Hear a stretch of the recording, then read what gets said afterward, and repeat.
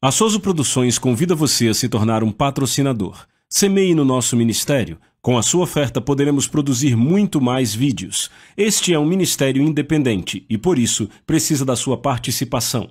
Inscreva-se no canal e compartilhe os vídeos. Seja um multiplicador desta visão.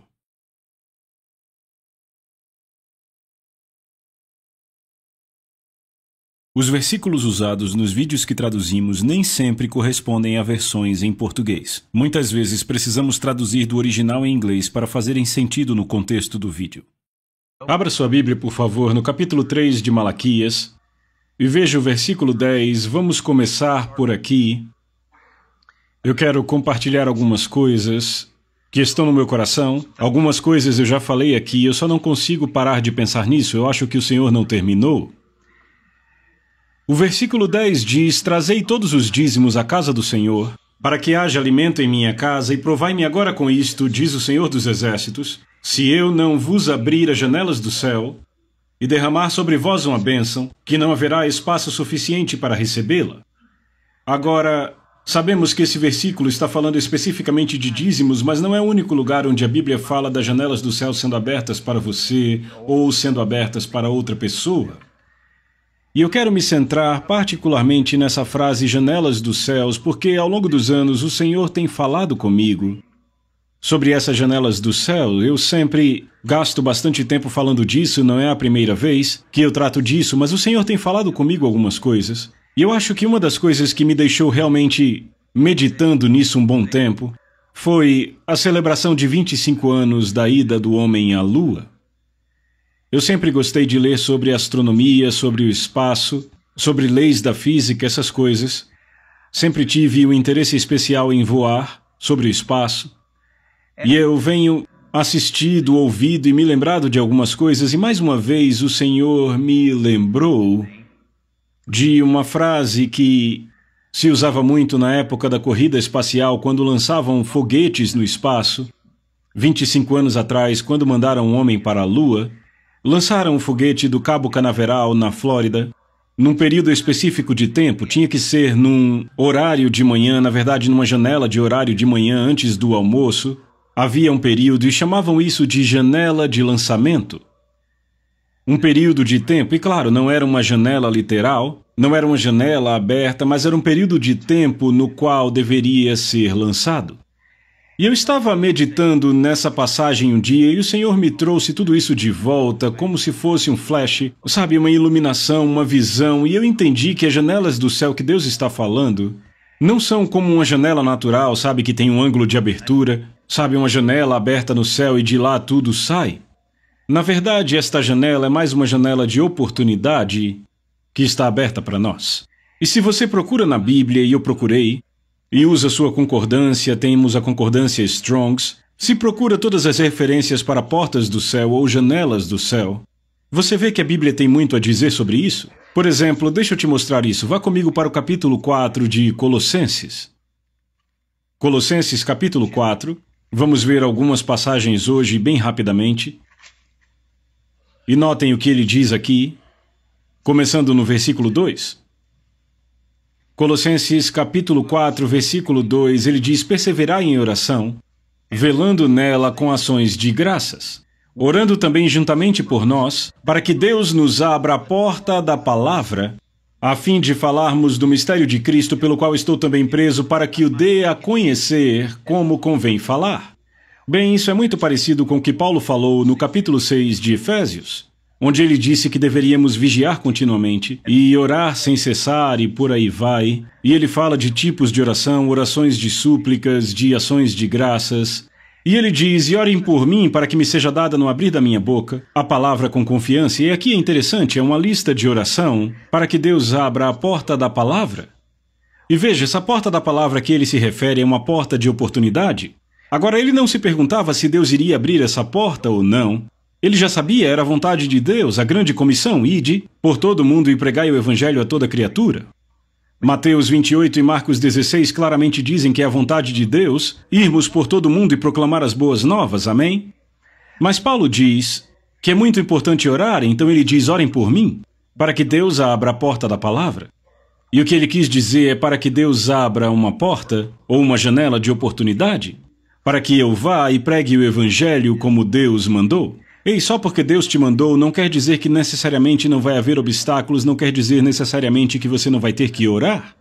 Ainda haverá ocasiões em que você terá que orar abertamente. Você terá que orar para janelas e portas serem abertas. Por exemplo, Jesus disse, quando ele estava falando no capítulo 7 do Evangelho de Mateus e em outros lugares, ele disse, batei e a porta vos será aberta. E alguém diz, e se não for a vontade de Deus que a porta se abra, aí ele não teria dito para bater? Vêem, peçam e vos será dado, busquem e encontrarão, batam e a porta será aberta para você. Então é óbvio que Deus quer a porta aberta para você, mas você ainda tem que bater. E do que ele está falando? Ele está falando de orar, pedir, peçam e vos será dado, busquem e encontrarão, batam e a porta será aberta. Jesus disse no livro de Apocalipse, eis que estou à porta e bato. Veja, ele quer entrar. Falando da porta do coração, ele disse, se alguém abrir, eu entrarei e cearei com ele. Bem, é a vontade de Deus que Jesus entre, mas nesse caso ele disse que Jesus está batendo. E a porta deve ser aberta para ele, para que ele entre. O mesmo é verdade do outro lado. Bem, podemos conhecer a vontade de Deus, mas ainda assim é importante batermos. Bem, há duas coisas que abrem as janelas do céu, basicamente aqui nesse nosso estudo. E entenda que janelas e portas ambos são aberturas. Podemos usar os dois aqui. Duas coisas que abrem as janelas do céu. Número 1 é dar. Malaquias 3, trazei todos os dízimos. E número 2 é orar, de acordo com a palavra de Deus. Então ele nos diz para orar, e ele nos diz para dar, para abrirmos essas janelas do céu. Agora, de novo, eu quero enfatizar que o que estamos falando aqui é de janelas de oportunidade, ou portas de oportunidade. Só porque uma porta está aberta, isso ainda não quer dizer que está tudo resolvido. Ainda temos que agir, ainda temos que entrar por esta porta. E só porque você entra pela porta não quer dizer que não haverá mais obstáculos. Eu vou te mostrar, vá comigo para 1 Coríntios capítulo 16. E note o que ele diz aqui no verso 8. 1 Coríntios 16, versículo 8. Ele diz, mas eu ficarei em Éfeso até o Pentecostes, porque uma porta grande e eficaz é aberta para mim, e há muitos adversários. Veja, Paulo diz que a porta está aberta para ele, mas ainda assim há muitos adversários. Só porque a porta está aberta, então... Eu estou falando isso porque quero reiterar algumas coisas que falei domingo passado e eu quero que vocês entendam a diferença do que eu estou falando aqui e a velha ideia religiosa de ser guiado por portas abertas ou fechadas. Bem, a velha ideia religiosa diz que tudo o que acontece no reino natural é da vontade de Deus. Se não é a vontade de Deus, não acontece, e se é a vontade dele, vai ter que acontecer, e as pessoas julgam a vontade de Deus pelas circunstâncias. Bem, é a vontade de Deus que aquela pessoa tenha uma doença porque o Senhor está querendo ensinar a ela algo. É a vontade de Deus curar a alguns e não a outros porque tem uns que não são curados. E então as pessoas olham para circunstâncias naturais, entendendo errado a soberania de Deus e pensando que, bem, tem que ser Deus porque afinal Deus pode fazer qualquer coisa. Do ponto de vista de poder, Deus pode fazer tudo, mas ele ainda está limitado por sua palavra. Ele não pode violar sua palavra. A Bíblia diz no livro de Hebreus que é impossível para Deus mentir. Uma mentira é ir contra sua palavra, dizer uma coisa e fazer outra. Se Deus diz é a palavra dele, ele não irá contra ela. Não importa o quão maravilhoso possa parecer em alguns casos, Deus disse que a sua palavra é o padrão. Então, você não pode olhar circunstâncias naturais para julgar a vontade de Deus. E é aí que tratamos da soberania de Deus. Pessoas pensam, bem, se Deus quer que eu faça algo, ele vai abrir uma porta.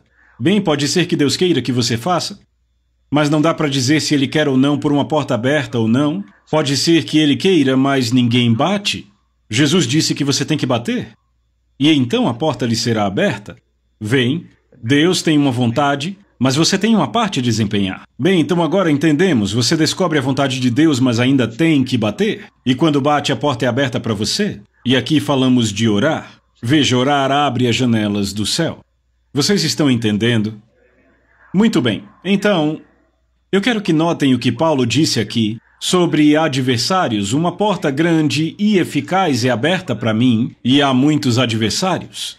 Deus claramente disse a Paulo para ir a certas regiões. Ele diz à igreja como um todo para ir por todo o mundo, mas diz a ministros específicos aonde ele quer que eles vão. E quanto mais você vai, mais específico fica o direcionamento. Tudo fica mais claro. Quanto mais maduro você fica, mais direto fica o caminho, por assim dizer.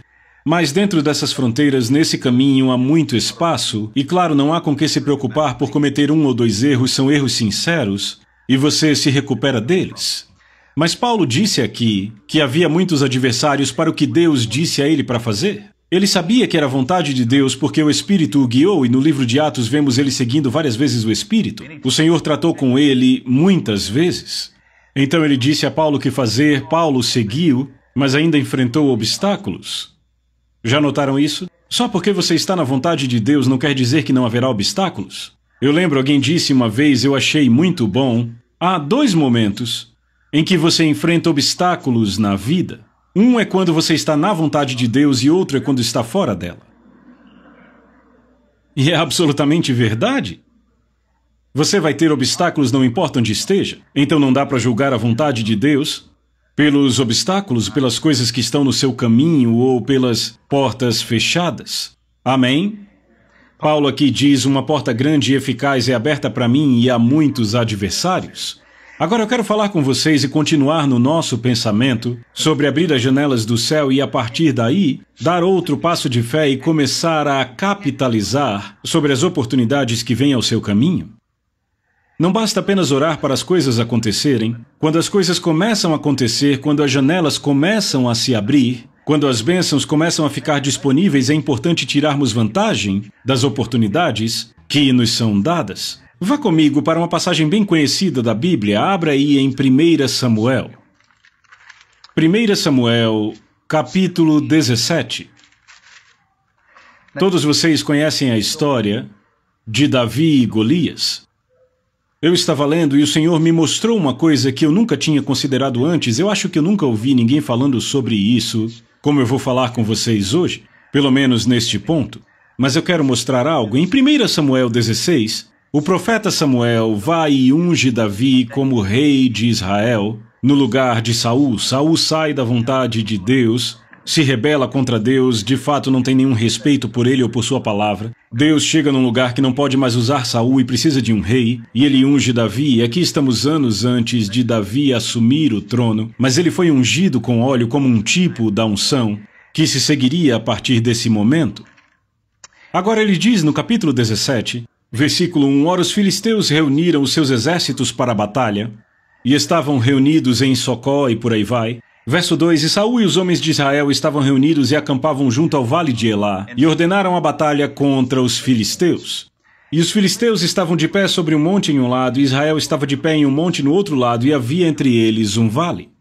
E ali saiu do acampamento dos filisteus um campeão chamado Golias de Gate, cuja altura era 6 côvados e 1 palmo. Uma nota na minha Bíblia diz que ele tinha 2,83 metros. Dependendo do que usavam como medida de 1 palmo, teólogos debatem sobre isso porque as medidas mudavam de um tempo para outro, mas era algo entre 2,80 e 3,5 metros de altura. Verso 5, e ele tinha um capacete de bronze sobre a sua cabeça e estava armado com a capa encouraçada, e o peso da capa era de 5.000 siclos de bronze. E ele tinha caneleiras de bronze sobre as pernas e um dardo de bronze entre os seus ombros. A haste da sua lança era como eixo de tecelão, e a ponta da sua lança pesava 600 siclos de ferro. E aqui na margem da minha Bíblia diz 81 quilos. É uma lança bem pesada. Lembre-se que você joga a lança. Tem gente que nem consegue levantar 80 quilos, quanto mais jogar. Sabemos que ele era grande e que era forte também. Sua lança pesava 600 siclos de ferro e um que portava um escudo ia diante dele. E ele se pôs de pé e gritou aos exércitos de Israel e lhes disse, notem de novo, e se pôs de pé e gritou aos exércitos de Israel. Repitam, exércitos de Israel. Com quem ele está falando? Com quem ele está falando? É isso aí, os exércitos de Israel. Se pôs de pé e gritou aos exércitos de Israel e lhes disse, por que saístes para ordenar a vossa batalha? Não sou eu um filisteu e vós servos de Saul? Escolhei um homem para vós e deixai-o descer até mim. Se ele for capaz de lutar comigo e me matar, então seremos vossos servos, mas se eu prevalecer contra ele e o matar, então vós sereis nossos servos e nos servireis. E o filisteu disse, eu desafio os... quem? Exércitos de Israel, neste dia, dai-me um homem para que possamos lutar. Quando Saul e todos de Israel ouviram aquelas palavras do filisteu, eles ficaram desalentados e grandemente temerosos. Vejam os efeitos das palavras daquele homem. Ele não tinha matado nenhum homem ainda, mas ficou ali de pé os ameaçando, dizendo o que ele iria fazer, e viram como ele era grande, e como era grande o seu equipamento, e já estavam com medo. E então foram se esconder. Verso 12, ora, Davi era filho de Jessé, que tinha 8 filhos e por aí vai. Verso 13, os 3 filhos mais velhos de Jessé foram e seguiram Saul para a batalha, eram do exército, se alistaram quando a guerra começou, e ele lista os nomes deles. Verso 14, Davi era o mais moço, e os 3 mais velhos seguiram Saul, estavam nas trincheiras com Saul. 15, Davi, porém, foi e retornou de Saul para alimentar as ovelhas do seu pai em Belém. E o filisteu se aproximava pela manhã e ao anoitecer, e se apresentou durante 40 dias. 40 dias indo lá e lançando o desafio. Ele estava falando com quem? Os exércitos de Israel, isso mesmo. Verso 17. E Jessé disse a Davi, o seu filho, toma agora para os teus irmãos um efa deste cereal tostado e estes 10 pães, e corre até o campo aos teus irmãos, e carrega estes 10 queijos até o capitão de 1000, e observa como vão os teus irmãos, e toma deles garantia. Ou seja, vá ver seus irmãos, leve um presente para eles, e volte correndo para cá. Verso 19. Ora, Saul e eles e todos os homens de Israel estavam no vale de Elá, lutando contra os filisteus. 20. Davi se levantou pela manhã e deixou as ovelhas com um guardador. Ele cuidava bem das suas ovelhas, garantiu que cuidassem bem delas, e pegou e foi como Jessé lhe havia ordenado, e ele veio até a trincheira, quando o exército estava avançando para a luta e gritava para a batalha. Pois Israel e os filisteus haviam ordenado a batalha, exército contra exército. E Davi deixou a sua carruagem na mão do guardador da carruagem, correu para o exército e veio e saudou os seus irmãos. E enquanto ele falava com eles, eis que surgiu ali o campeão, o filisteu de Gate, de nome Golias, dos exércitos dos filisteus, e falou segundo as mesmas palavras, e Davi as ouviu. Ouviu ele dizer as mesmas coisas, o mesmo desafio que lançava há 40 dias. E quando viram o homem, todos os homens de Israel fugiram dele e ficaram muito temerosos. E os homens de Israel disseram, vistes este homem que surgiu? Certamente ele subiu para desafiar Israel, e será que o homem que o matar, o rei o enriquecerá com grandes riquezas e lhe dará a sua filha, e fará livre a casa do seu pai em Israel? Ou seja, disseram, esse grandão aí pode tornar alguém rico? O homem que matá-lo ganha a filha do rei. O homem que matá-lo ganha riquezas. O homem que matá-lo faz com que a casa do seu pai seja livre em Israel. 26. E Davi falou aos homens que estavam junto dele, dizendo, o que será feito ao homem que matar este filisteu e remover a vergonha de Israel? Ou seja, Davi ouviu o que diziam. Aqueles soldados estavam ali falando, tinham vindo do campo de batalha, estavam falando entre eles, dizendo, rapaz, eu vou te dizer, o cara que derrubar esse gigante vai ser o tal. Todas essas coisas aconteceram com ele, e Davi os ouviu e disse, com licença, fala aí de novo. Me conta de novo o que vai acontecer com o homem que matar esse cara. E aí ele começa a dizer, já no verso 26, pois quem é este filisteu incircunciso, para que grite desafio aos exércitos do Deus vivo? E o povo lhe respondeu desta maneira, dizendo, assim será feito ao homem que o matar, ou seja, repetiram tudo. E Eliabe, seu irmão mais velho, ouviu quando ele falou aos homens, e a ira de Eliabe acendeu-se contra Davi, e ele disse, por que desceste para cá? E com quem deixastes aquelas poucas ovelhas no deserto? Eu conheço o teu orgulho e a inconveniência do teu coração, pois desceste para que pudesses ver a batalha. Aí ele está tratando Davi como seu irmão mais novo, acusando ele, você só veio para ver a luta. Eu conheço você, sei como você é. Você veio só, sabe, essas coisas de família às vezes são difíceis. Eu sei como você é. Alguém recebe uma revelação de Deus e quer contar. Quem é o primeiro a desdenhar? Oh, meu Deus! E ele disse, com quem você deixou suas ovelhas? Será que você não percebe que isso é uma irresponsabilidade? 29, Davi disse, o que fiz eu agora? Por que está falando tudo isso? Não há uma causa?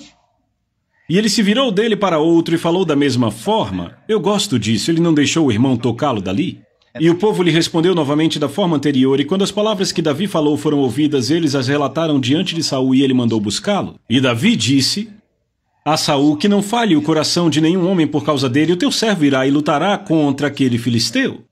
E Saul disse a Davi: Tu não estás apto para ir contra este filisteu e contra ele lutar, pois não passas de um jovem, e ele é um homem de guerra desde sua mocidade. Davi disse a Saul: Teu servo cuidava das ovelhas do seu pai, quando apareceu um leão e um urso e tomou um cordeiro do rebanho, e eu saí atrás dele e o feri e o livrei da sua boca.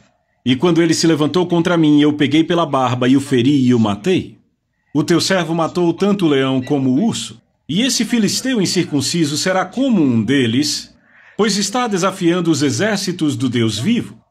Além disso, disse Davi, o Senhor que me livrou da pata do leão e da pata do urso, livrar-me-á da mão deste filisteu. E Saul disse a Davi: Vai, que o Senhor seja contigo.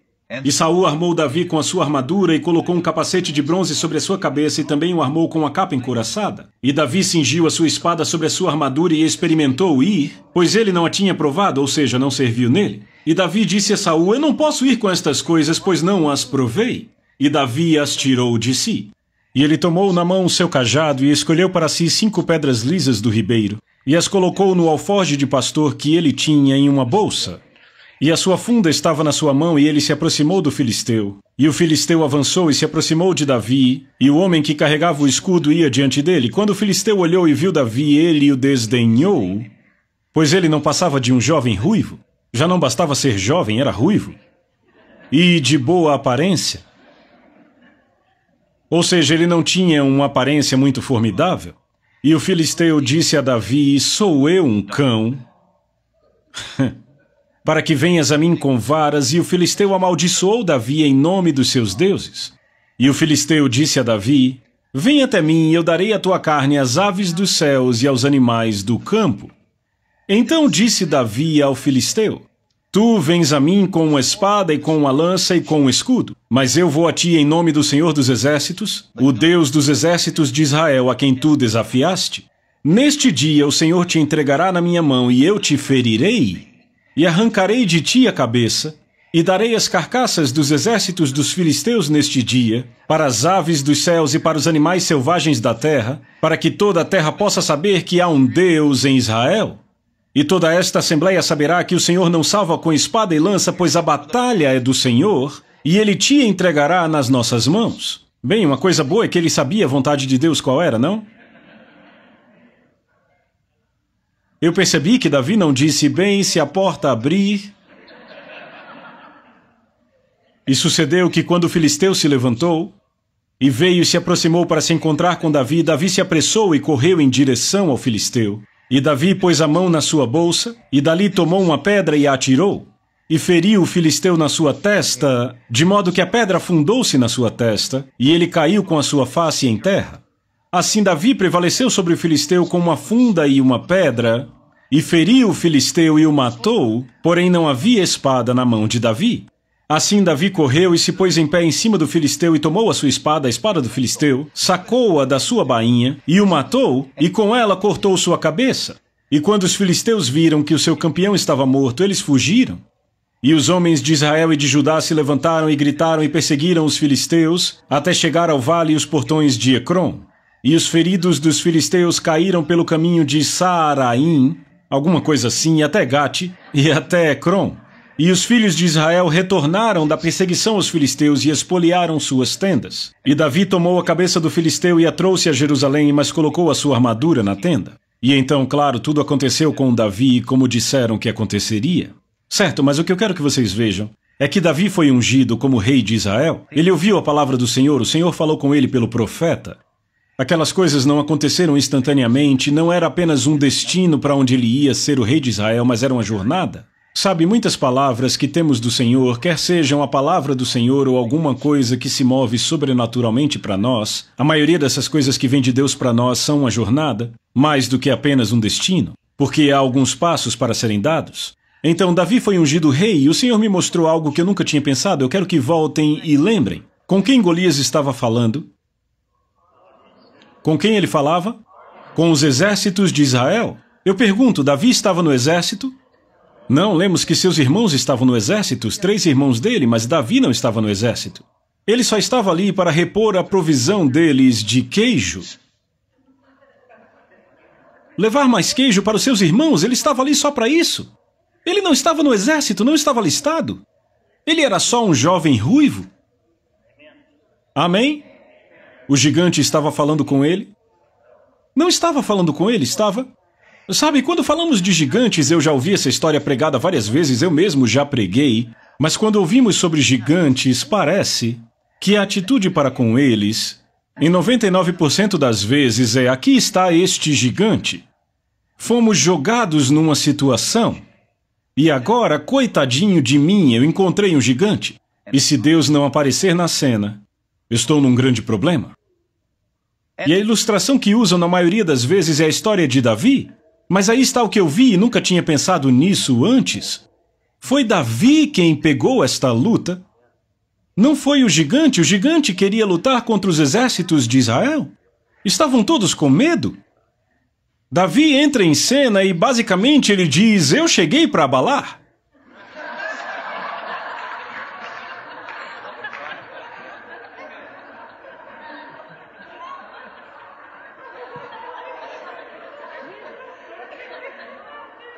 Não foi assim? Hein, não foi assim? O gigante não estava falando com ele?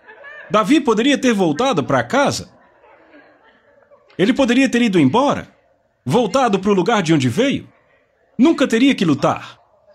Não teria que enfrentar um gigante. Não teria que lidar com essa situação. É o que eu digo, falamos de gigantes e aquele gigante que apareceu, sei lá, a falta, o medo, o câncer, a morte, sabe o que quer que apareça contra nós? E lá estamos pressionados num canto e o gigante atrás de nós. E aí, oh Deus, eu pego essa pedra.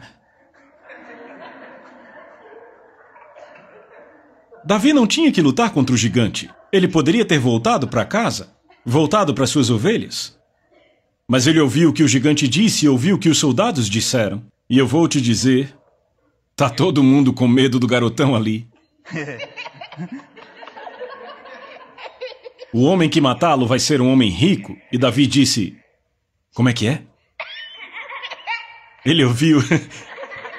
Ele ouviu o que seria feito. Ele ouviu qual seria o prêmio e Davi agarrou aquela luta.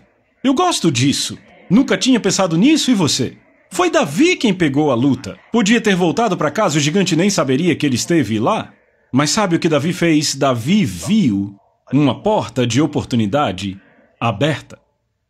E só porque aquela porta estava aberta não significava que não haveria resistência, mas ainda bem ele disse, o cara que fizer isso vai ficar rico? Vai ganhar a filha do rei? Que belezura!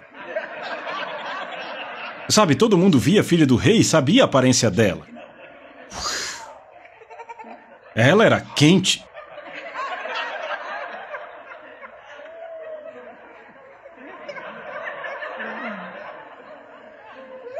E além de tudo isso, sabe? Riqueza para toda a família. Então Davi disse, eu posso fazer isso.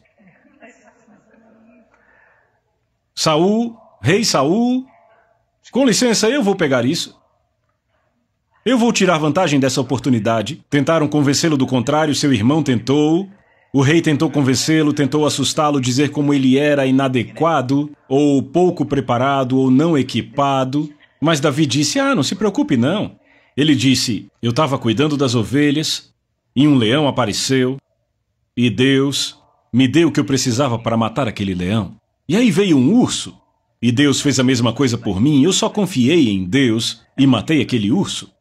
Ele disse, esse gigante não é de nada. Então ele foi lá e derrotou aquele gigante e conseguiu tudo o que estava disponível. O que aconteceu com aquela fé que vai e pega tudo que pode? O que aconteceu com aquela fé agressiva que não fica só sentada tentando preservar ou manter aquilo que a gente tem? Obrigado, irmã, é isso aí. O que aconteceu com a fé que não fica sentada no canto, covarde, apenas esperando não perder pro diabo, pro inimigo, pro mundo, aquilo com que Deus nos abençoou? O que aconteceu com a fé que diz, são 8 horas, já está perto da hora de ir para a cama, vamos levantar e fazer alguma coisa para Deus? Entendem o que eu digo? Estão vendo algum gigante por aí que precisa ser morto? O que aconteceu com esse tipo de fé? O que aconteceu com aquela fé ousada, agressiva? Aquela fé ousada que procura desafios. Agora, eu não estou falando de tolice, de presunção, de andar por aí procurando alguma coisa para crescer às custas disso. Sabe, Davi passava muito tempo no campo, passava muito tempo com Deus. Ele já sabia o que era certo e o que era errado, e ele reconheceu que aquele gigante era algo que não vinha de Deus. Sabe, ele não queria só ficar rico, ele tinha Deus acima de tudo. Em seu pensamento e coração, ele tinha um coração segundo Deus. Então, quando ele foi contra aquele gigante, ele foi pela razão certa. Não só para prosperar, mas ao mesmo tempo ele viu que havia uma porta de oportunidade aberta para ele, e prosperidade não faria mal. Entendem o que eu digo? Quer dizer, já que aprendemos que você não tem que ser pobre para agradar a Deus, que você pode agradar a Deus prosperando, então vamos fazer da forma próspera. O que aconteceu com aquela fé ousada, que dá um passo adiante e diz: há mais a ser feito? Há mais gigantes para matar? Senhor, abra as portas de oportunidade. Abra as janelas de oportunidade. Eu vou passar por elas. Tem gente que ora por uma janela de oportunidade e chega na porta, na janela, olha para dentro e vê um gigante lá. Ah, não. Acho que Deus não me entendeu bem.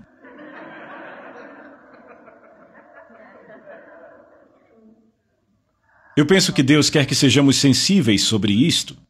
Quando você orar por essas coisas, entenda, quando você ora por isso, por janelas e portas do céu abertas, Deus vai te dar algo, vai te mostrar a direção onde há uma oportunidade, mas você ainda vai ter que atravessá-la pela fé. Tem muita coisa acontecendo agora. No que diz respeito à igreja, vamos falar, por exemplo, de equipamento de televisão, algo que está em voga e que me veio à mente. Esse equipamento de TV que temos aqui, sabe, Deus nos abençoou. Sabe, já faz um tempo que temos orado sobre isso. Senhor, o que você quer de nós? Parece que você quer que façamos mais.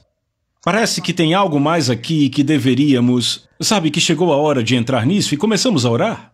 E então, certamente, portas de oportunidade começaram a ser abertas. Mas ainda temos que usar a nossa fé para finanças para fazer. E uma oportunidade tremenda chegou para pegarmos essas coisas, metade do preço, um bom material, uma bênção de Deus, mas ainda tivemos que usar nossa fé para fazer. E sabe, quando finalmente chegamos ao lugar da oportunidade, sabe, prestes a assinar o nome na linha pontilhada, preencher o cheque, outra vez o pensamento, e se eu estiver fora da vontade de Deus? Mas temos que voltar e dizer, peraí, a gente não pediu por isto? Sim.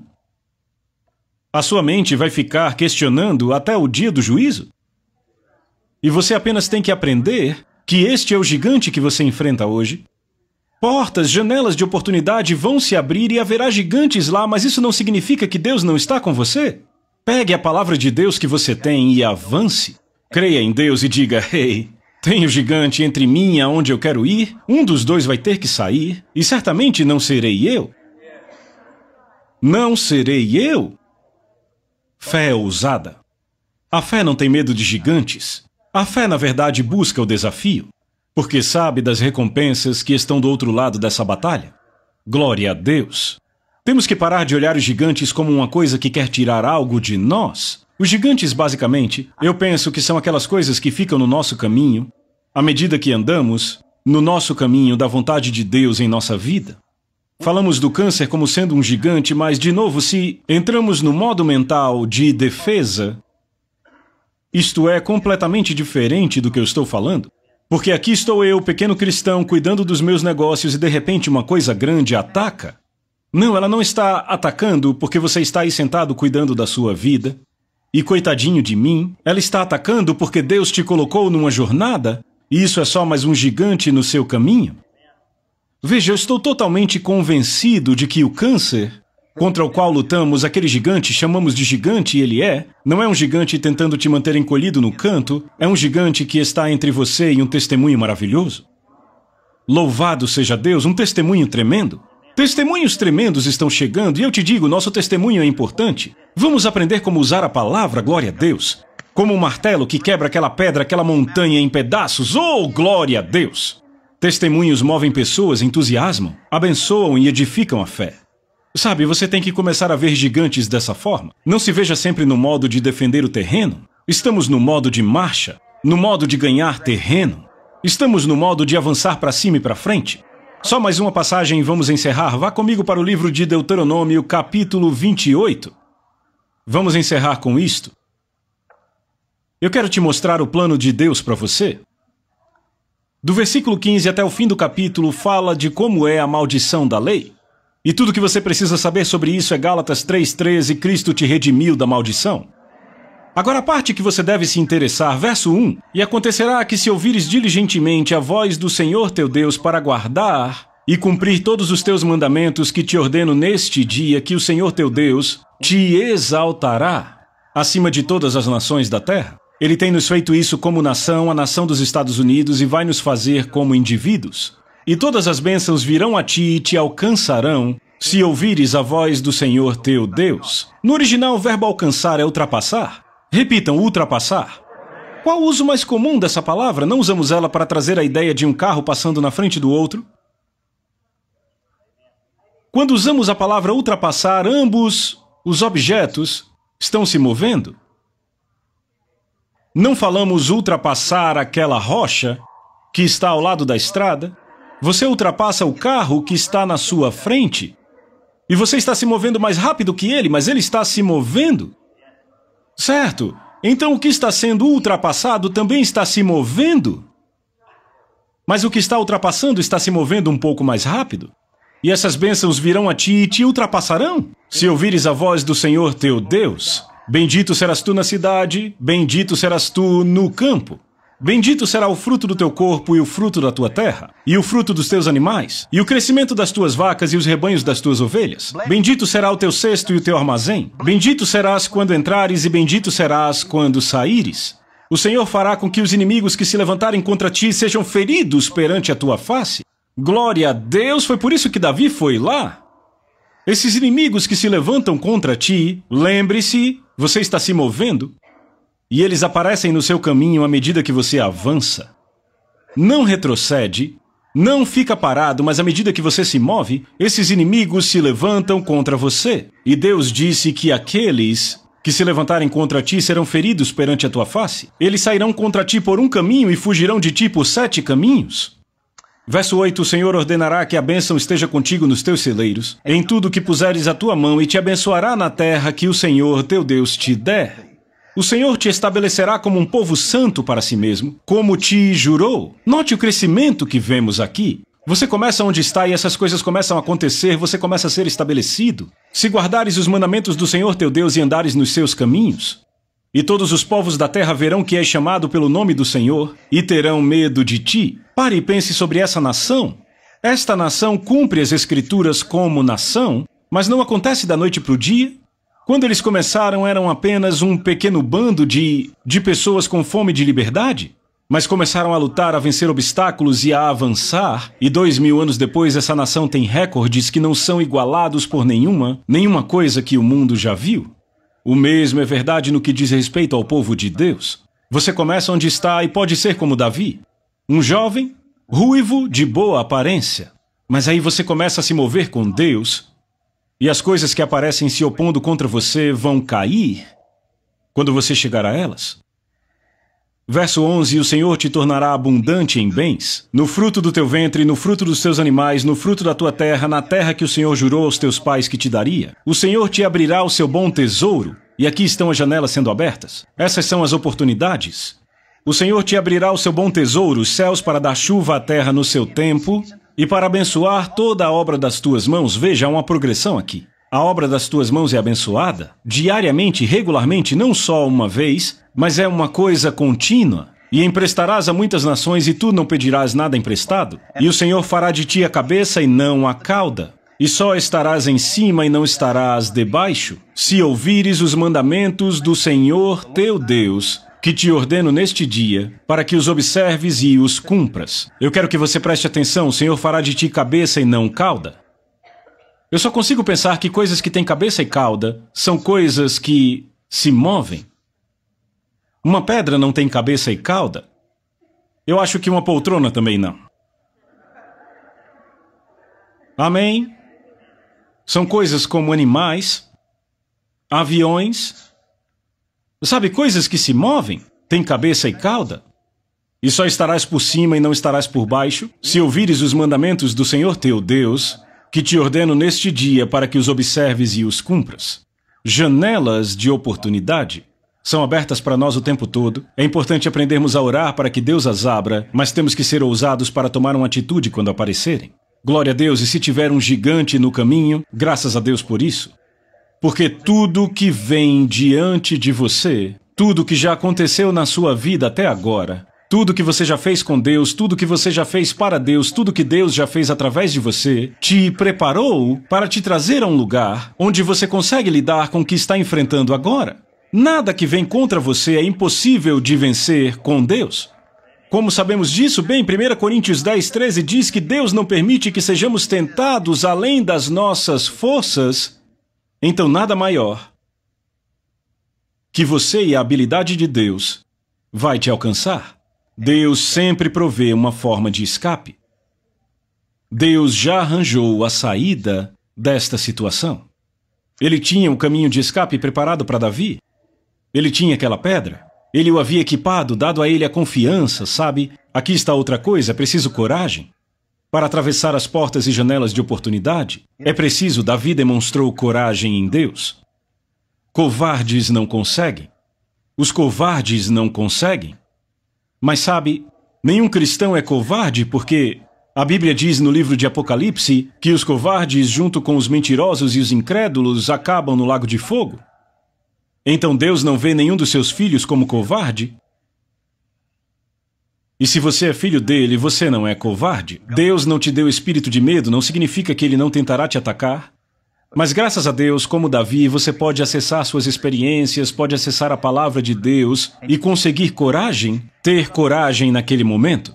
Glória a Deus, e avançar, e você vai derrotar o gigante toda vez. Vai derrotar aquilo que fica entre você e o melhor de Deus toda vez.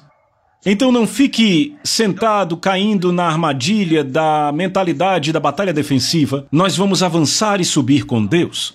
Continuamente marchando e avançando com Deus. E a coragem está aí para isto. Você pode dizer amém? A fé te fará vencer. A Soso Produções convida você a se tornar um patrocinador. Semeie no nosso ministério. Com a sua oferta poderemos produzir muito mais vídeos. Este é um ministério independente e, por isso, precisa da sua participação. Inscreva-se no canal e compartilhe os vídeos. Seja um multiplicador desta visão.